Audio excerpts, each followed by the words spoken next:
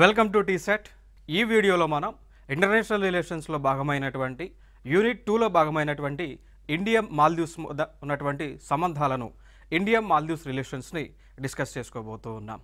So దీనిలో ప్రధానంగా మనం చూసుకున్నట్లయితే ఇటీవల వార్తల్లో నిలిచినటువంటి అంశాలు మనం చూసుకుంటే ఇండియాకి మాల్దీవ్స్కి సంబంధించి డిప్లొమాటిక్ ఇష్యూస్లో దౌత్య సంబంధాలలో కొన్ని ఇష్యూస్ అనేటువంటివి రావడం జరిగింది. సో దానిలో భాగంగా మనం చూసుకుంటే రెండు దేశాల మధ్య కూడా వ్యాపార ఒప్పందాలు కానీ లేదంటే టూరిజం ట్రావెల్ అనేటువంటిది కొన్ని రోజులు ఆగటం జరిగింది. సో దాని తర్వాత మళ్ళీ ఇటీవల కొన్ని పరిణామాలు జరిగినాయి. అవన్నీ కూడా మనం రీసెంట్ అంశాలన్నీ కలుపుకొని ఈ యొక్క వీడియోలో మనం డిస్కస్ చేద్దాం. Right, so let us start. So ఇక్కడ చూసుకున్నట్లయితే మ్యాప్లో చూస్తే మ్యాప్లో మనం చూసుకున్నట్లయితే మాల్దీవ్స్ అనేటువంటి ప్రాంతం చూస్తే ఇండియాకి ఇది మన భారతదేశం. సో ఇండియాకి వెస్టర్న్ సైడ్లో సౌత్ వెస్టర్న్ సైడ్లో మాల్దీవ్స్ అనేటువంటి దేశం ఇక్కడ ఉంటా ఉంది. చూడవచ్చు ఇక్కడ ఈ ప్రాంతం అంతా కూడా మాల్దీవ్స్ అనేటువంటి ఒక దేశం. ఓకే, సో ఇదొక ఐలాండ్ కంట్రీగా మనం చెప్పుకుంటాం. సో దీనికి అతి చేరువలో లక్షద్వీప్ అనేటువంటి భారతదేశానికి చెందినటువంటి ద్వీపం కూడా ఉండటం జరిగింది. ఇంకొక అంశం ఏంటి అంటే ఇక్కడ భారతదేశానికి అతి చేరువలో లక్షద్వీప్ అనేటువంటి ఒక ద్వీపం ఉంది. అదేవిధంగా అదే తరహాలో ఇంకొక ద్వీపం ఉంది మాల్దీవ్స్ అనేటువంటి దేశం.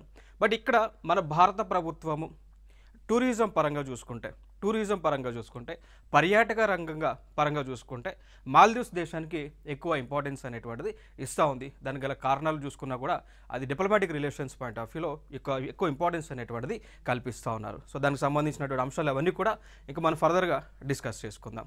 చూడవచ్చు ఇక్కడ ఈ మాల్దీవ్స్ అనేటువంటిది చూసుకుంటే ఈ మాల్దీవ్స్కి ఇక్కడ అండమాన్ అండ్ నికోబార్ ప్రాంతం ఈ ప్రాంతాల మీదుగా లక్షద్వీప్ ప్రాంతాలుగా 8 degrees ఛానల్ అనేటువంటిది పాస్ అవుతూ ఉంది. సో 8 degrees ఛానల్ అనేటువంటిది పాస్ అవుతూ ఉంది. సో ఇక్కడ మనం గుర్తుపెట్టుకోవాల్సినటువంటి అంశాలు ఏంటి అంటే ఇక్కడ భారతీయ మినీకాయ్ లక్షద్వీప్ దీవులలో కొంత భాగంను మాల్దీవుల నుండి వేరు చేస్తూ ఉంది. సో ఇక్కడ ఫైనల్గా మనం గుర్తుపెట్టుకోవాల్సిన అంశం ఏంటి అంటే 8 degrees ఛానల్ అనేటువంటిది లక్షద్వీప్లో ఉన్నటువంటి మినీకాయ్ అనేటువంటి ఒక ప్రాంతాన్ని అదేవిధంగా మాల్దీవ్స్ అనేటువంటి ప్రాంతాన్ని డివైడ్ చేస్తూ ఉంది. మీరు చూడవచ్చు ఇక్కడ 8 degrees ఛానల్. సో ఇది 8 degrees ఛానల్ కనిపిస్తూ ఉంది. 8 degrees ఛానల్ అనేటువంటిది లక్షద్వీప్లో ఉన్నటువంటి మినీకాయ్ ప్రాంతం అదేవిధంగా మాల్దీవ్స్ మధ్య ఒక బోర్డర్గా నిలుస్తూ ఉంది. ఇది ఒక వెరీ ఇంపార్టెంట్. సో అదేవిధంగా దీనికి సంబంధించినటువంటి కాంపిటేటివ్ ఎగ్జామ్స్లో కూడా గతంలో అడిగినటువంటి సందర్భాలు అయితే మనకు కనిపిస్తూ ఉంది. సో దాని తర్వాత చూసుకుంటే మాల్దీవ్స్ యొక్క మ్యాప్ని మనం చూసుకున్నట్లయితే ఈ విధంగా కనిపిస్తూ ఉంది. సో నేనేమన్నా లక్షద్వీప్ అనేటువంటి ప్రాంతం ఏ విధంగా ఏర్పడిందో ఏ విధంగా కోరల్ రీఫ్స్ ద్వారా కోరల్ రీఫ్స్ ద్వారా ఏర్పడిందో అదేవిధంగా మాల్దీవ్స్ అనేటువంటి ప్రాంతము కూడా కోరల్ రీఫ్స్ ద్వారా ఏర్పడినటువంటి ప్రాంతం. సో ఈ ప్రాంతం అంతా కూడా ఇప్పుడు ప్రస్తుతం టూరిజానికి ఎక్కువగా ఇంపార్టెన్స్ ఇస్తున్నటువంటి ప్రాంతం దేశం. సో చూడవచ్చు ఇక్కడ ఇవన్నీ కూడా వీటిని మనం అటల్స్ అంటామండి. సో ఏదైతే స్ట్రక్చర్ కోరల్ రీఫ్స్ ద్వారా ఏర్పడిందో ఏదైతే స్ట్రక్చర్ ఈ విధంగా ఉంటా ఉందో సో వాటిని మనం అటల్స్ అనేటువంటి పేరుతో పిలుస్తూ ఉంటాం. చూడవచ్చు ఇవన్నీ కూడా మాల్దీవ్స్లో ఉన్నటువంటి యొక్క ఏరియాస్ ఇవన్నీ కూడా. దాని తర్వాత మనం చూసుకున్నట్లయితే రెండు దేశాల మధ్య ఈ యొక్క సంబంధాలు అనేటువంటివి దౌత్య సంబంధాలు అనేటువంటివి మనం చూసుకున్నట్లయితే 1965 నుంచి 1965 సంవత్సరం నుంచి కూడా 1965 నుంచి రెండు దేశాల మధ్య ఈ యొక్క దౌత్య సంబంధాలు అనేటువంటివి ఏర్పాటు అవడం జరిగింది. గతంలో ఈ యొక్క ప్రాంతం మాల్దీవ్స్ అనేటువంటిది గతంలో బ్రిటిష్ వాళ్ళ కంట్రోల్లో ఉండటం జరిగింది. సో 1965లో మాల్దీవ్స్ అనేటువంటి ప్రాంతం బ్రిటిష్ వాళ్ళ కంట్రోల్లో ఉండటం జరిగింది. సో బ్రిటిష్ వాళ్ళు వీరికి స్వతంత్రం వచ్చిన తర్వాత దాని తర్వాత భారతదేశం మాల్దీవ్స్ అనేటువంటి ఒక ప్రాంతాన్ని దేశంగా గుర్తించిన తర్వాత ఈ యొక్క డిప్లొమాటిక్ రిలేషన్స్ అనేటువంటివి ప్రారంభించుకోవడం జరిగింది. ఇది కూడా ఒక ప్రీవియస్ ఇయర్ క్వశ్చన్ అండి. గతంలో అంటే క్వశ్చన్లో ఏమని అడిగారు అంటే భారతదేశానికి మాల్దీవ్స్కి రెండు దేశాల మధ్య దౌత్య సంబంధాలు అనేటువంటివి ఏ సంవత్సరంలో ప్రారంభం అయ్యాయి అని చెప్పేసి గతంలో అడిగినటువంటి క్వశ్చన్. సో ఆన్సర్ వచ్చేసి 1965గా చెప్పుకోవచ్చు. సో ఎప్పుడైతే ఈ ప్రాంతానికి స్వతంత్రం వచ్చిందో, బ్రిటిష్ వాళ్ళ దగ్గర నుంచి స్వతంత్రం ఎప్పుడైతే వచ్చిందో వెంటనే ఇండియా ఈ ప్రాంతాన్ని దేశంగా గుర్తించి వెంటనే అప్పటి నుంచి కూడా ఈ యొక్క డిప్లొమాటిక్ రిలేషన్స్ అనేటువంటివి మెయింటైన్ చేయడం జరిగింది అండి. ఇంకా దాని తర్వాత పరిణామాలు మనం చూసుకున్నట్లయితే భారత ప్రభుత్వము మాల్దీవ్స్తో ఒక అగ్రిమెంట్ చేసుకున్నారు. భారత ప్రభుత్వం మాల్దీవ్స్ దేశంతో ఒక అగ్రిమెంట్ చేసుకున్నారు. సో ఆ టైం మనకు చూసుకున్నట్లయితే 1978. సో 1978లో భారత ప్రభుత్వం మాల్దీవ్స్ దేశంతో స్ట్రాటజిక్ పార్ట్నర్షిప్ అండి. సో స్ట్రాటజిక్ పార్ట్నర్షిప్ అనేటువంటి ఒక అగ్రిమెంట్ చేసుకున్నారు. సో వ్యూహాత్మక భాగస్వామ్యం అనేటువంటి ఒక అగ్రిమెంట్ని అయితే చేసుకున్నారు 1978లో. ఇక దాని తర్వాత పరిణామం మనం చూసుకున్నట్లయితే 1979లో రెండు దేశాల మధ్య బౌండరీ డిస్ప్యూట్స్ అనేటువంటివి, సరిహద్దు తగాదాలు అనేటువంటివి లేకుండా ఉండటానికి 1979లో మళ్ళీ ఈ యొక్క మ్యారిటైమ్ బౌండరీ అగ్రిమెంట్ అనేటువంటిది చేసుకున్నారు. సో దానిని అంటాము సముద్ర సరిహద్దు ఒప్పందం అండి. ఏమంటామండి? సముద్ర సరిహద్దు ఒప్పందం, మ్యారిటైమ్ బౌండరీ అగ్రిమెంట్గా పిలుస్తూ ఉంటాం. ఏ సంవత్సరంలో? 1979లో ఇండియా మధ్య మాల్దీవ్స్ మధ్య చేసుకున్నారు అండి. సో దానిలో భాగంగా 8 డిగ్రీ ఛానల్ అనేటువంటిది ఏదైతే ఉందో అది ఒక బౌండరీ లైన్గా భారతదేశానికి మాల్దీవ్స్కి మధ్య ఒక బౌండరీ లైన్గా పెట్టుకున్నారు. దాని తర్వాత మీరు ఇక్కడ లైన్ కనిపిస్తూ ఉంటుంది చూడండి, ఇక్కడ ఈ ప్రాంతం, ఈ లైన్. సో మ్యాప్లో మీరు చూసుకున్నట్లయితే ఈ లైన్ అనేటువంటిది కనిపిస్తూ ఉంటుంది. సో ఈ లైన్ అనేటువంటిది బౌండరీగా ఉంది. సో భారతదేశానికి మాల్దీవ్స్ అనేటువంటి ప్రాంతానికి కూడా ఈ లైన్ అనేటువంటిది బౌండరీగా ఉంది. ఇక దాని తర్వాత దీని ఎక్స్టెన్షన్ మనం చూసుకుంటే ఈ లైన్ ఇండియాకి శ్రీలంకకి మధ్య కూడా బౌండరీగా కనిపిస్తూ ఉంది. సో దీన్ని బట్టి మనం అర్థం చేసుకోవచ్చు, ఇక్కడ నుంచి మొదలుకొని ఈ ప్రాంతం అంతా కూడా భారతదేశానికి సంబంధించినటువంటి ప్రాంతంగా మనం అర్థం చేసుకోవచ్చు. సో ఇంటర్నేషనల్ వాటర్స్లో అంతర్జాతీయ నీటిలో, సో ఇంటర్నేషనల్ వాటర్స్లో మన యొక్క బౌండరీ మనం చూసుకున్నట్లయితే ఈ లైన్ వరకు ఉంటా ఉంది. సో దీనినే ఈ లైన్ అనేటువంటిది రెండు దేశాల మధ్య బౌండరీగా ఉండాలి అని మనం ఏ సంవత్సరంలో ఈ యొక్క అగ్రిమెంట్ అనేటువంటిది చేసుకున్నామో 1979లో. So maritime boundary agreement. ఇంకొక అంశం మనం చూసుకున్నట్లయితే 1988లో 1988వ సంవత్సరంలో ఆ దేశంలో 1988లో ఆ దేశంలో రాజకీయ అనిశ్చితి. సో ఇక్కడ ఇన్స్టెబిలిటీ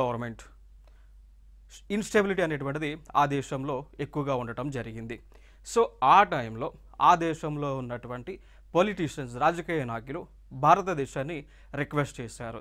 సో ఏమని రిక్వెస్ట్ చేశారు అంటే, మాల్దీవ్స్ మా దేశంలో ఈ యొక్క పొలిటికల్ ఇన్స్టెబిలిటీ అనేటువంటిది ఉంది కాబట్టి సో మీరు మిలిటరీ పరంగా మాకు సహాయ కార్యక్రమాలు చేయండి అని చెప్పేసి ఇండియన్ గవర్నమెంట్ని రిక్వెస్ట్ చేశారు.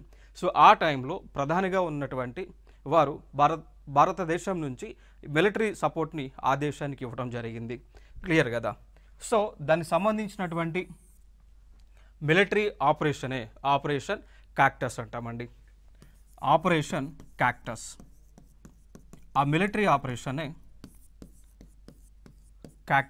ఆపరేషన్ క్యాక్టస్ అని పిలుస్తూ ఉన్నాం. సో ఆపరేషన్ క్యాక్టస్ అనేటువంటిది ఏ రెండు దేశాల మధ్య జరిగినటువంటి మిలిటరీ ఒప్పందం ఇండియా మాల్దీవ్స్ మధ్య 1988లో. నెక్స్ట్ అంశం, ఇంకొక అంశం, ఇక్కడ ఆపరేషన్ క్యాక్టస్ యొక్క ముఖ్య లక్షణం ఏంటి, ముఖ్య ఉద్దేశం ఏంటి అని అడిగినప్పుడు దాని యొక్క ముఖ్య ఉద్దేశం ఏంటి అంటే, మాల్దీవ్స్ దేశంలో లా అండ్ ఆర్డర్, సో శాంతి భద్రతలను, సో లా అండ్ ఆర్డర్ని, శాంతి భద్రతలను పరిరక్షించేటువంటి కార్యక్రమం. ఓకేనా? సో ఏ విధంగా లైక్ మన ఇటీవల మనం చూసుకున్నట్లయితే బంగ్లాదేశ్లో ఉన్నటువంటి ప్రభుత్వం, షేక్ హసీనా గారి యొక్క ప్రభుత్వం పైన ఆ దేశ ప్రజలందరూ కూడా తిరుగుబాటు చేశారు. శ్రీలంకలో కూడా మనం చూసుకుంటే రాజపక్ష యొక్క ఎవరైతే ప్రెసిడెంట్గా ఉన్నారో సో వారిపైన కూడా ఆ లోకల్ పీపుల్ అందరూ కూడా తిరుగుబాటు చేశారు. సో అట్లాంటి సిచ్యువేషనే 1988లో మాల్దీవ్స్ దేశంలో రావటం జరిగింది. సో వచ్చినప్పుడు అక్కడ ఉన్నటువంటి లీడర్ ఇండియాని అడిగితే ఇండియా ఆపరేషన్ క్యాక్టస్ అనేటువంటిది నిర్వహించి ట్రూప్స్ అన్ని కూడా అక్కడ పంపించడం జరిగింది. సో ఈ క్రమంలో ఇక్కడ జరిగినటువంటి అంశం ఏంటి అంటే, ఫర్ ఎగ్జాంపుల్ ఇది మాల్దీవ్స్ అనేటువంటి ఒక దేశం అనుకుంటే, సో ఆపరేషన్ క్యాక్టస్ ద్వారా ఆ దేశ ప్రజలు అదేవిధంగా బీగా విడిపోయారండి. అదేవిధంగా బీగా విడిపోవటం జరిగింది. సో ఇక్కడ ఇంకో విధంగా ఆ టైంలో అనేటువంటి వారు ప్రభుత్వాన్ని లీడ్ చేస్తూ ఉన్నారు. సో వారికి మాల్దీవ్స్లో అనేటువంటి వారు ప్రభుత్వాన్ని లీడ్ చేస్తూ ఉన్నారు. అదే టైంలో భారత ప్రభుత్వం ఏదైతే మిలిటరీ ఆపరేషన్కి సోల్జర్స్ని పంపించారో వారందరూ కూడా ఏకి సపోర్ట్ చేస్తూ ఉండటం జరిగింది. సో ఇక్కడ అపోజిట్ గ్రూప్ అయినటువంటి బి వారు ఇండియాకి ఎగనిస్ట్ అయ్యారు. సో భారతదేశము ఆపరేషన్ క్యాక్టస్ అనేటువంటి ఒక విన్యాసాన్ని నిర్వహించిన తర్వాత ఆ దేశంలో అపోజిషన్ లీడర్స్ ఒక గ్రూపుగా, వారికి సంబంధించినటువంటి ప్రజలందరూ కూడా ఒక గ్రూపుగా, లైక్ పవర్లో ఉన్నటువంటి వారందరూ కూడా ఒక గ్రూపుగా, సో పవర్లో ఉన్నటువంటి వారు భారతదేశానికి సపోర్ట్గా, పవర్లో లేనటువంటి వారు అపోజిషన్ వారు భారతదేశానికి వ్యతిరేకంగా ఉండటం జరిగింది. క్లియర్ కదా? ఈ అంశాలు క్లియర్ కదా? సో ఆ ఫినామినా అనేటువంటిది ఇప్పటికి కూడా కంటిన్యూ అవుతూ ఉంది. సో మాల్దీవ్స్ అనేటువంటి దేశంలో ఎప్పుడైతే ఏకి సంబంధించినటువంటి వారు, అనేటువంటి పొలిటికల్ పార్టీకి సంబంధించినటువంటి వారు పవర్లోకి వస్తే వారు భారతదేశంతో ఫ్రెండ్లీగా ఉంటా ఉన్నారు. సో వారు భారతదేశంతో ఫ్రెండ్లీగా ఉంటా ఉన్నారు. ఎప్పుడైతే వాళ్ళు పవర్ కోల్పోయి బి వాళ్ళు పవర్లోకి వస్తే వారు చైనాకి ఫ్రెండ్లీగా ఉంటా ఉన్నారు, అంటే భారతదేశానికి వ్యతిరేకంగా ఉంటా ఉన్నారు. ఈ అంశాన్ని అయితే గుర్తుపెట్టుకోండి. సో గవర్నమెంట్ మారినప్పుడల్లా ప్రభుత్వం ఏర్పాటు చేసినప్పుడు వారు ఏకి అంటే ఇండియాకి ఫ్రెండ్లీగా ఉంటున్నారు. బి ప్రభుత్వం ఏర్పాటు చేస్తే బి వాళ్ళు ప్రభుత్వం ఏర్పాటు చేసినటువంటి లీడర్స్ ఎవరైతే ఉన్నారో వారు చైనాకి ఫ్రెండ్లీగా, ఇండియాకి వ్యతిరేకంగా ఉంటా ఉన్నారు. సో ఈ అంశాలను అయితే మనం గుర్తుపెట్టుకోవాలి. దాని తర్వాత మనం చూసుకున్నట్లయితే so normalization and economic cooperation. So 2008 నుంచి 2013 మధ్య, సో 2008 నుంచి 2013 మధ్య అనేటువంటి గ్రూప్ ఏదైతే ఉందో సో వారు ప్రభుత్వాన్ని ఏర్పాటు చేశారు. సో ఇక్కడ అనేటువంటి గ్రూప్కి అధ్యక్షుడిగా మహమ్మద్ నషీద్ అండి. అనేటువంటి గ్రూప్కి అధ్యక్షుడిగా మహమ్మద్ నషీద్ అయితే ఉన్నారు. సో ఈయన అధ్యక్షుడయ్యారు. సో ఏకి సంబంధించిన లీడర్ కాబట్టి సో ఖచ్చితంగా భారతదేశానికి వీరు సపోర్ట్ చేస్తూ ఉన్నారు. సో దాని కోవలోనే మళ్ళీ ఇండియాకి మాల్దీవ్స్ మధ్య సంబంధాలు అనేటువంటివి మెరుగుపడ్డాయి. సో ఈ ఫోటోలో మీకు కనిపిస్తున్నటువంటి వ్యక్తి మహమ్మద్ నషీద్. సో మహమ్మద్ నషీద్ అనే అతని యొక్క ప్రభుత్వం ఏర్పడిన తర్వాత తిరిగి భారతదేశంతో ఆ ఫ్రెండ్లీనెస్ అనేటువంటిది వీళ్ళు ఏర్పాటు చేసుకొని ఉన్నారు. సో దాని తర్వాత రెండు దేశాల మధ్య కూడా బిజినెస్ ఎక్స్పోర్ట్స్ అనేటువంటివి, సో రెండు దేశాల మధ్య కూడా బిజినెస్ ఎక్స్పోర్ట్స్ లైక్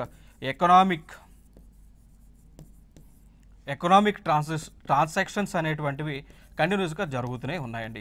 సో ఇప్పుడు చూడండి 2013 వరకు, సో 2008 నుంచి 2013 మధ్య ప్రభుత్వం ఏర్పాటు చేసింది కాబట్టి వీళ్ళు ఫ్రెండ్లీగా ఉన్నారు. 2013లో, సో 2013లో మళ్ళీ ఎలక్షన్ జరిగింది. ఎలక్షన్ జరిగినప్పుడు బికి సంబంధించినటువంటి ఆ గ్రూప్కి సంబంధించినటువంటి లీడర్ మళ్ళీ ఆ దేశానికి అధ్యక్షుడు ప్రెసిడెంట్ అవడం జరిగింది. సో ఆయన పేరే అబ్దుల్ యమీన్ అండి. ఆయన పేరే Abdul Yameen. So he is a pro Chinese అంటాం, హీఈస్ ఏ ప్రో చైనా.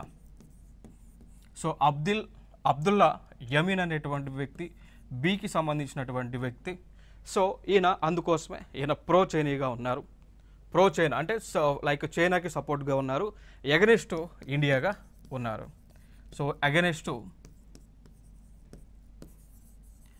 ఇండియాగా ఉన్నారు, రైట్. సో చూడండి ఇక్కడ. దాని తర్వాత సో 2013 నుంచి 2018 మధ్య, సో ఈ 5 సంవత్సరాల వరకు కూడా మాల్దీవ్స్ ప్రభుత్వము భారతదేశంతో ఫ్రెండ్లీ రిలేషన్షిప్స్ అనేటువంటిది కంటిన్యూ చేయలేదు. క్లియర్ కదా? సో కంటిన్యూ చేయలేదు. ఈ టైంలోనే 2013 నుంచి 2018 మధ్య ఈ మాల్దీవ్స్ దేశం ఏదైతే ఉందో వీళ్ళు ప్రో చైనాగా మారారు. సో చైనా దేశము ప్రారంభించినటువంటి belt and road initiative, belt and road initiative, belt and road ఇనిషియేటివ్లో వీరు భాగస్వామ్యంగా ఉన్నారు. సో 2013 నుంచి 18 మధ్య ఏదైతే చైనా ప్రభుత్వం ప్రారంభించిందో బెల్ట్ అండ్ రోడ్ ఇనిషియేటివ్, దీనిలో మెంబర్గా మాల్దీవ్స్ ఉంది. క్లియర్. ఇంకొక అంశాన్ని గుర్తుపెట్టుకోండి, ఈ చైనా ప్రారంభించినటువంటి బెల్ట్ అండ్ రోడ్ ఇనిషియేటివ్ దీనిలో భారతదేశం మెంబర్గా ఉందా? లేదండి. సో భారత ప్రభుత్వం బెల్ట్ అండ్ రోడ్ ఇనిషియేటివ్ని తీవ్రంగా అపోజ్ చేస్తూ ఉంది. దీనికి గల కారణాలు కూడా ఏంటి అంటే, భారతదేశంలో ఉన్నటువంటి ఈ యొక్క పాక్ ఆక్యుపైడ్ కాశ్మీర్ ఏదైతే ఉందో, సో ఇండియాలో ఉన్నటువంటి పాక్ ఆక్యుపైడ్ కాశ్మీర్ ఏదైతే ఉందో, సో దాని మీదుగా ఈ యొక్క రోడ్ అనేటువంటిది చైనా వాళ్ళు వేస్తూ ఉన్నారు. సో దీనిని ఇండియన్ గవర్నమెంట్ అపోజ్ చేయడం జరుగుతూ ఉంది. ఓకేనా. సో ఇండియా అపోజ్ చేస్తూ ఉంది కాబట్టి బెల్ట్ అండ్ రోడ్ ఇనిషియేటివ్లో ఇండియా మెంబర్ కాదు. మాల్దీవ్స్ మెంబరా? మాల్దీవ్స్ ఇస్ మెంబర్ అండి. సో ఈ అంశాన్ని అయితే గుర్తుపెట్టుకోండి. నెక్స్ట్ అంశంగా మనం చూసుకున్నట్లయితే, సో 2013 నుంచి 2018 వరకు ఇండియాకి అపోజిట్గా ఉన్నటువంటి ప్రభుత్వం మళ్ళీ 2018లో ఆ దేశంలో ఎలక్షన్ అనేటువంటిది జరిగింది. సో మనందరికీ తెలుసు, ఎన్ని సంవత్సరాలకు ఒకసారి ఎలక్షన్ జరుగుతూ ఉంటుంది భారతదేశంలో, ఎన్ని సంవత్సరాలకు ఒకసారి ఎలక్షన్ అనేటువంటి జరుగుతూ ఉంటుంది, ప్రతి 5 yearsకి ఒకసారి ఎలక్షన్ జరుగుతూ ఉంది. అదేవిధంగా ఈ దేశంలో కూడా ప్రతి 5 సంవత్సరాలకు ఎలక్షన్ జరుగుతూ ఉంది. బట్ అక్కడ ఆ దేశంలో ఏంటి అంటే, ఏ పార్టీ అయినా కానీ కేవలం 5 సంవత్సరాలు మాత్రమే పవర్లో ఉంటూ ఉంది. సో దాని తర్వాత నెక్స్ట్ గవర్నమెంట్ చేంజ్ అవుతూ ఉంది. సో ఇండియాలో లాగా కాకుండా సో ఈ దేశంలో ప్రతి 5 సంవత్సరాలకి గవర్నమెంట్ అనేటువంటిది చేంజ్ అవుతూ ఉంది. క్లియర్ కదా. సో 2018లో మళ్ళీ ఎలక్షన్ అయితే జరిగింది.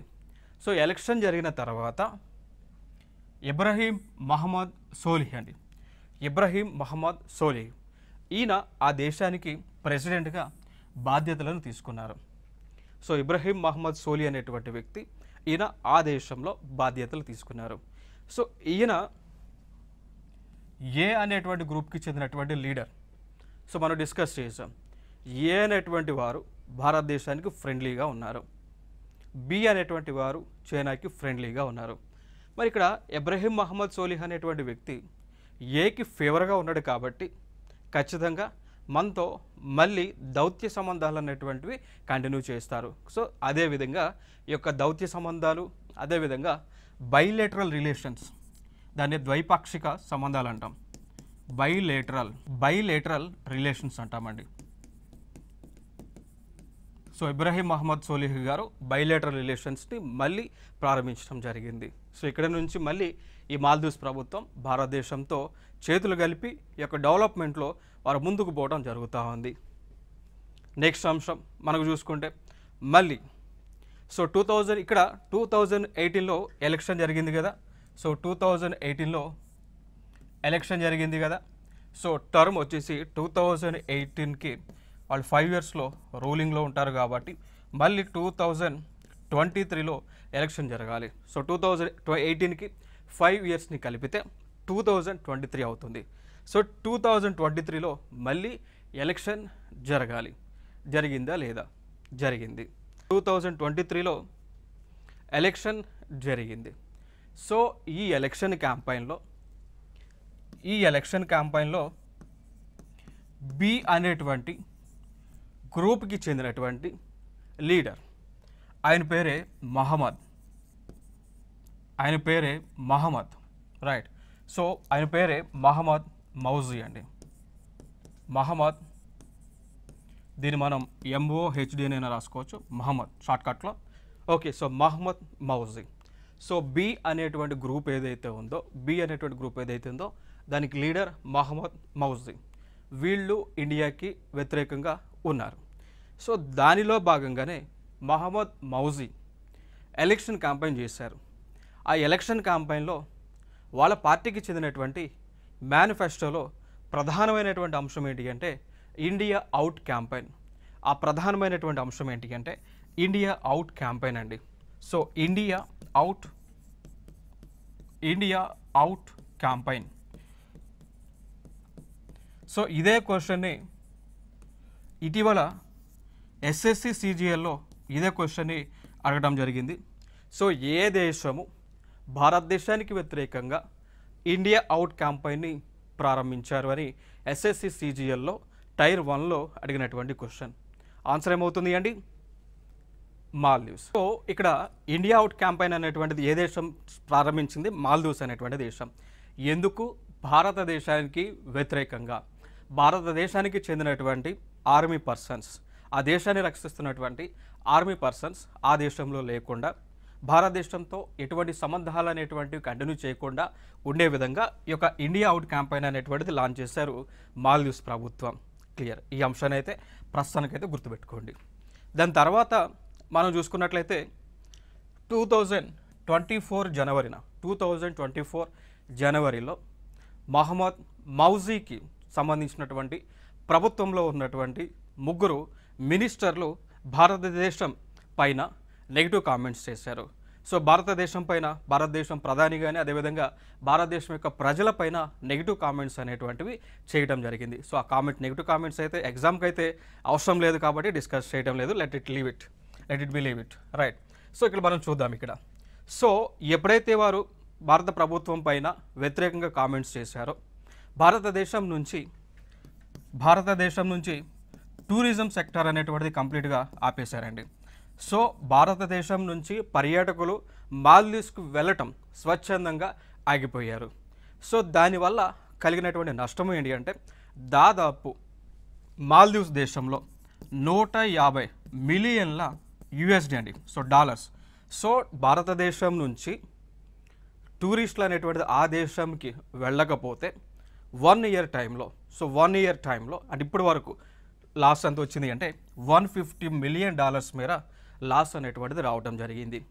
దానితో పాటు భారతదేశానికి చెందినటువంటి కంపెనీలు ఏవైతే ఉన్నాయో అవి ఆ దేశంలో సో దాన్నే ఫారెన్ డైరెక్ట్ ఇన్వెస్ట్మెంట్ అంటాం. అంటే తెలుగులో దీన్ని ఆ దేశంలో పెట్టుబడులు పెట్టేటువంటి కార్యక్రమాన్ని ఉపసంహరించుకున్నాయి. దాని ద్వారా ఆ దేశం యొక్క ఎకానమీ అనేటువంటిది పూర్తిగా కొలాప్స్ అవ్వడం జరిగింది. సో మాల్దీవ్స్ అనేటువంటి ఒక దేశం భారతదేశం పైన వ్యతిరేకంగా కామెంట్స్ చేసినందుకు ఆ దేశానికి మోర్ దెన్ $150 మిలియన్ మేర నష్టం వచ్చింది. అదేవిధంగా ఆ దేశంలో పెట్టుబడులు పెట్టినటువంటి భారతీయ కంపెనీలని కూడా వెనక్కి రావడం జరిగింది. దానితో పాటు భారతదేశానికి చెందినటువంటి వస్తువుల యొక్క ఎక్స్పోర్ట్స్ అనేటువంటివి ఆ దేశానికి ఆపేశారు. ఆ దేశం నుంచి వచ్చేటువంటి భారతదేశానికి వచ్చేటువంటి ఇంపోర్ట్స్ అన్నీ కూడా ఆపడం జరిగింది. సో ఇక్కడ ట్రేడ్ బ్యారియర్స్ అనేటువంటిది, ఎకనామిక్ టైస్ అనేటువంటివి క్లోజ్ అవడం జరిగింది. దాని ద్వారా ప్రస్తుతము మాల్దీవ్స్ దేశం యొక్క ఆర్థిక పరిస్థితి తీవ్రంగా క్షీణించడం జరిగింది. ఇదొక అంశం గుర్తుపెట్టుకోండి. సో ఇంకొక అంశం నేను స్టార్టింగ్లో మీకు చెప్పి ఉన్నా భారత ప్రభుత్వం లక్షద్వీప్ డెవలప్మెంట్ని చేయడం లేదు, మాల్దీవ్స్కి సపోర్ట్గా చేస్తూ ఉన్నారు అని. సో ఇక్కడ భారత ప్రభుత్వానికి చెందినటువంటి లక్షద్వీప్ ఐలాండ్స్ ఏవైతే ఉన్నాయో దానిని కనుక భారత ప్రభుత్వం కాన్సన్ట్రేట్ చేసి డెవలప్ చేస్తే మాల్దీవ్స్ కంటే ఎక్కువ టూరిజం ప్లేస్గా అవుతుంది అండి. సో లక్షద్వీప్ను డెవలప్ చేస్తే మాల్దీవ్స్కి వెళ్ళేటువంటి టూరిస్టులు అందరూ కూడా, ప్రపంచ దేశాల నుంచి వచ్చేటువంటి టూరిస్టులు అందరూ కూడా తిరిగి వారు లక్షద్వీప్కి వస్తారు. దాని ద్వారా ఏం జరుగుతుంది? మాల్దీవ్స్లో టూరిజం, పర్యాటక రంగం పైన తీవ్ర ప్రభావం చూపిస్తుంది. మాల్దీవ్స్ అనేటువంటి దేశం తీవ్ర సంక్షోభంలోకి వెళుతుంది అనేటువంటి ఉద్దేశంతో భారత ప్రభుత్వం నైబర్హుడ్ పాలసీ ఏదైతే అవలంబిస్తూ ఉందో దానివల్ల మాల్దీవ్స్కి నష్టం చేకూరుతుంది అని చెప్పేసి ఇక్కడ లక్షద్వీప్ని అయితే డెవలప్మెంట్కి కొంచెం దూరంగా అయితే ఉంచడం జరిగింది. క్లియర్. ఈ అంశాన్ని గుర్తుపెట్టుకోండి. అయినప్పటికీ కూడా వీళ్ళు ఇండియా పైన నెగిటివ్గా కామెంట్స్ చేసినందుకు వాళ్ళు ఈ విధంగా నష్టపోవడం అయితే జరిగింది. ఇదొక అంశంగా మనం చెప్పుకోవచ్చు. ఇక దాని తర్వాత ఇక్కడ అక్టోబర్ 6, 2024 ఇంత సంక్షోభంలో ఉన్నటువంటి దేశం మాల్దీవ్స్ ప్రభుత్వం తిరిగి మన భారతదేశానికి వచ్చారు. సో ఆ దేశం యొక్క ప్రెసిడెంట్ అయినటువంటి మహమ్మద్ మౌజీ భారతదేశానికి వచ్చి భారతదేశాన్ని క్షమించమని అడుగుతూ ఉన్నారు. దానితో పాటు తీవ్ర సంక్షోభంలో ఉన్నటువంటి ఆ మాల్దీవ్స్ దేశానికి సహాయ కార్యక్రమాలు చేయాలి అని చెప్పేసి రిక్వెస్ట్ చేస్తూ ఉన్నారు. ఇదొక అంశంగా మనం గుర్తుపెట్టుకోవచ్చు. సో చూడవచ్చు ఇక్కడ. సో వాళ్ళు భారతదేశం పైన నెగిటివ్ కామెంట్స్ చేసినందుకు, భారతదేశంతో ఈ యొక్క సంబంధాలు అనేటువంటివి తెగదంపులు చేసుకున్నందుకు వారికి వచ్చినటువంటి నష్టం ఏంటి అంటే మాల్దీవులకు 40% పైగా పర్యాటకులు అనేటువంటి తగ్గారండి. సో మాల్దీవ్స్ దేశానికి more than 40%, so more than 40% టూరిస్టులు అనేటువంటివి తగ్గడం జరిగింది. ఎంత మేర నష్టం వచ్చింది? $150 మిలియన్ మేర ఆ దేశానికి నష్టం వచ్చింది. క్లియర్ కదా. సో దీనిని తగ్గించుకోవడానికి, పూడ్చుకోవడానికి మళ్ళీ ఆ మహమ్మద్ మౌజ్ ఎవరైతే ఉన్నారో, బి పార్టీకి చెందినటువంటి వ్యక్తి ఎవరైతే ఉన్నారో భారతదేశానికి వచ్చి ఇండియన్ గవర్నమెంట్ని రిక్వెస్ట్ చేస్తూ ఉన్నారు. ఇదే వ్యక్తి గతంలో ఇండియాకి వ్యతిరేకంగా ఇండియా అవుట్ అనేటువంటి పాలసీని తీసుకొచ్చి ఆ ఎలక్షన్లో క్యాంపెయిన్ చేయడం జరిగింది. ఇప్పుడు అదే వ్యక్తి ఇండియా కొట్టినటువంటి దెబ్బకు అదే వ్యక్తి ఇండియా అనేటువంటి పాలసీతో మళ్ళీ ఇండియా దగ్గరికి రావడం జరిగింది. చూశారు కదా. సో ఏ విధంగా మారింది? దెబ్బ అదర్స్ కదా, అదే దెబ్బ కొట్టడం జరిగింది. సో ఇండియా అవుట్ పాలసీని కాస్త అదే వ్యక్తి ఇండియా ఇన్ పాలసీతో భారతదేశానికి వచ్చి భారతదేశం నుంచి సహాయ కార్యక్రమాలు అనేటువంటివి అడుగుతూ ఉన్నారు. సో అందులో ఏంటి అంటే భారతదేశం నుంచి టూరిస్టులు అనేటువంటి ఆ దేశానికి పంపించడము, అదేవిధంగా భారతదేశం నుంచి and investments, so foreign direct investment అనేటువంటిది ఆ దేశానికి ఇచ్చే విధంగా తగు చర్యలను తీసుకోండి. దానితో పాటు $400 మిలియన్ల మేర బెయిల్ అవుట్ ప్యాకేజ్ని ఎంతండి? So 400 millions, so 400 million dollar మాల్దీవ్స్కి ఇవ్వండి అని చెప్పేసి ఆయన రిక్వెస్ట్ చేస్తూ ఉన్నారు. సో ఏ ప్యాకేజ్ అంటాం? బెయిల్ అవుట్ ప్యాకేజ్ అని పిలుస్తూ ఉంటాం. సో బెయిల్ అవుట్ ప్యాకేజ్ అండి. సో బెయిల్ అవుట్ అంటే దేనికి సంబంధించింది అంటే డబ్బులు ఇస్తాం. సో ఆ డబ్బులకి సంబంధించి రిటర్న్ తీసుకుంటాం, బట్ ఇంట్రెస్ట్ అనేటువంటిది కొన్ని సందర్భాల్లో ఉండదండి. ఇక దీంట్లోనే కొంత అమౌంట్ మనం గ్రాంట్ ఇన్ రూపంలో ఇస్తాం. సో గ్రాంట్ ఇన్ ఎయిడ్ అంటాం. సో కొంత డబ్బు మనకి వారికి గిఫ్ట్ కింద ఇస్తాం, కొంత అమౌంట్ ఏం చేస్తాము అంటే ఆ దేశానికి ప్రాజెక్ట్స్ డెవలప్ చేసుకోవడానికి అమౌంట్ అనేటువంటిది ఇస్తాం. ఇంకొక అంశం ఏంటి అంటే ఆ దేశం ఇప్పుడు ప్రస్తుతము పూర్తిగా ఆర్థిక సంక్షోభంలో ఉంది. పూర్తిగా ఆర్థిక సంక్షోభంలో ఆ దేశం అనేటువంటిది ఉంది. సో మనం ఇచ్చేటువంటి అమౌంట్తో వాళ్ళు ఫినాన్షియల్గా స్టేబుల్ అవుతారు. సో ఎకనామిక్ క్రైసిస్ నుంచి బయటికి వస్తారు. సో ఇవన్నీ కూడా కార్యక్రమాలు, డిస్కషన్స్ అనేటువంటివి జరుగుతూ ఉన్నాయి. చూసాం కదా. మీకు ఇందాక చెప్పాను కదా బెయిల్ ఇండియా ఇన్ అటువంటి పాలసీ. సో చూడవచ్చు ఇక్కడ. సో ఇండియా అవుట్ క్యాంపెయిన్ కాస్త ఇండియా ఫస్ట్ పాలసీ, దాని తర్వాత ఇండియన్ ఇన్ అనేటువంటి పాలసీగా మారింది. సో ప్రస్తుతము మన భారతదేశం మాల్దీవ్స్తో ఇండియా అవుట్ నుంచి ఇండియా ఇన్కి మారేటువంటి ఛాన్సెస్ అయితే ఎక్కువగా కనిపిస్తూ ఉన్నాయి. బట్ దీనికి సంబంధించి ఫైనల్గా మనకి అఫీషియల్ నోట్ అయితే ఇంకా రాలేదు. వస్తే ఫర్దర్గా మనం డిస్కస్ చేద్దాం ఇన్ ద ఫ్యూచర్ టైమ్స్లో. సో దాని తర్వాత మనం చూసుకున్నట్లయితే why India is important for India. So why India is important for Maldives. So Maldives దేశానికి భారతదేశం ఎందుకు అవసరం అంటే ఇక్కడ చూసుకుంటే భారతదేశానికి మాల్దీవ్స్కి మధ్య ఉన్నటువంటి దూరం కేవలం 2000 కిలోమీటర్లు మాత్రమే. సో దాంతోపాటు మ్యారిటైమ్ బౌండరీని కూడా మాల్దీవ్స్ అనేటువంటిది షేర్ చేసుకుంటూ ఉంది. ఇండియాకి మాల్దీవ్స్కి మధ్య మ్యారిటైమ్ బౌండరీ కూడా ఉంది. ఇదొక జియోపాలిటిక్స్లో జోగ్రఫికల్ పరంగా ఇదొక ఇంపార్టెంట్ అంశం. దాని తర్వాత ఇక్కడ గ్రేటర్ మలీ కనెక్టివిటీ ప్రాజెక్ట్ అండి. సో ఇక్కడ భారత ప్రభుత్వం మాల్దీవ్స్ దేశంలో GMCP గ్రేటర్ మలీ కనెక్టివిటీ ప్రాజెక్ట్ని లాంచ్ చేశారు. సో ఆ దేశంలో పూర్తిగా ఈ యొక్క కనెక్టివిటీ ప్రాజెక్ట్స్ అన్నీ కూడా భారత ప్రభుత్వం డెవలప్ చేస్తూ ఉంది. అందుకోసం కూడా భారత ప్రభుత్వంతో మాల్దీవ్స్కి చాలా కూడా అవసరం అనేటువంటిది ఉంటా ఉంది. ఇక దాని తర్వాత కోవిడ్ సమయంలో కూడా భారత ప్రభుత్వం మాల్దీవ్స్ దేశానికి వివిధ మెడిసిన్స్ కానీ, మాస్కులు కానీ, గ్లౌజులు కానీ, PPE కిట్స్ కానీ ఇవన్నీ కూడా ఫ్రీగానే ఇవ్వడం జరిగింది. ఇక దాని తర్వాత మాల్దీవ్స్ దేశంలో వాటర్ క్రైసిస్ అనేటువంటిది వచ్చింది. సో మాల్దీవ్స్ దేశంలో వాటర్ క్రైసిస్ అనేటువంటిది వచ్చినప్పుడు మాల్దీవ్స్ ప్రభుత్వానికి ఆ దేశానికి 1200 టన్నుల మేర మంచినీటిని మనం పంపించామండి. సో మాల్దీవ్స్లో వాటర్ క్రైసిస్ వచ్చినప్పుడు భారత ప్రభుత్వం 1200 టన్నుల మేర మంచినీటిని పంపడం జరిగింది. చూడవచ్చు ఇక్కడ. So India has sent over 1200 tons of fresh water to Maldives that is facing a crippling water crisis after its capital's main water treatment plant got damaged in a fire, officials said today. So Indian government ఆ దేశానికి 1200 టన్నుల మేర fresh water తాగునీరుని అందించింది. కారణం ఏంటి అంటే ఆ దేశంలో ఉన్నటువంటి ఆ యొక్క వాటర్ ట్రీట్మెంట్ ప్లాంట్ అనేటువంటిది ఫైర్కి గురవడం జరిగింది. సో భారతదేశం INS Sukanya, Indian naval ship Sukanya ద్వారా వాటర్ని అయితే అందించడం జరిగింది. రైట్. సో ఇవన్నీ కూడా మాల్దీవ్స్ ప్రభుత్వానికి మనం చేసినటువంటి మేలులు. సో మాల్దీవ్స్ ప్రభుత్వానికి భారత ప్రభుత్వం చేసినటువంటి మేలు ఇవన్నీ కూడా. సో ఇక్కడ ఇంకొక అంశం మనం చూసుకుంటే India is important for Maldives. దీంట్లో ఇక్కడ భారతదేశం మాల్దీవ్స్ రెండో దేశాలకు కూడా ఎక్వేరియన్ అనేటువంటి మిలిటరీ ఎక్సర్సైజ్ని, దోస్తీ అనేటువంటి మిలిటరీ ఎక్సర్సైజ్ని, అదేవిధంగా ఏక్తా అనేటువంటి మిలిటరీ ఎక్సర్సైజ్ని నిర్వహిస్తూ ఉన్నాయి. సో దాని తర్వాత ఇంకొక అంశం టూరిజం గురించి మనం మాట్లాడాల్సి వస్తే భారతదేశం నుంచి మాల్దీవ్స్ దేశానికి వెళ్తున్నటువంటి టూరిస్టుల షేర్ ఈ విధంగా ఉంటా ఉంది. సో చూడొచ్చు, దాదాపు ప్రతి సంవత్సరం కూడా అన్ యావరేజ్గా 2,90,000, 40,000, 2,40,000 ఈ విధంగా టూరిస్టులు అనేటువంటి భారతదేశం నుంచి మాల్దీవ్స్ దేశానికి వెళ్తూ ఉన్నారు. సో టూరిస్టులు వస్తే ఏమవుతా ఉంది, పర్యాటకరంగా ఎక్కువగా బెనిఫిట్ అయితే అవుతా ఉంది. ఏదైతే నేను భారతదేశానికి వ్యతిరేకంగా మాల్దీవ్స్కు చెందినటువంటి ప్రభుత్వంలో ఉన్నటువంటి మినిస్టర్లు కామెంట్ చేశారో దానికి రిజల్ట్గా ఇండియన్ ప్రైమ్ మినిస్టర్ ఏమీ మాట్లాడలేదు, ఆ దేశం పైన ఎటువంటి నెగిటివ్ కామెంట్స్ చేయలేదు.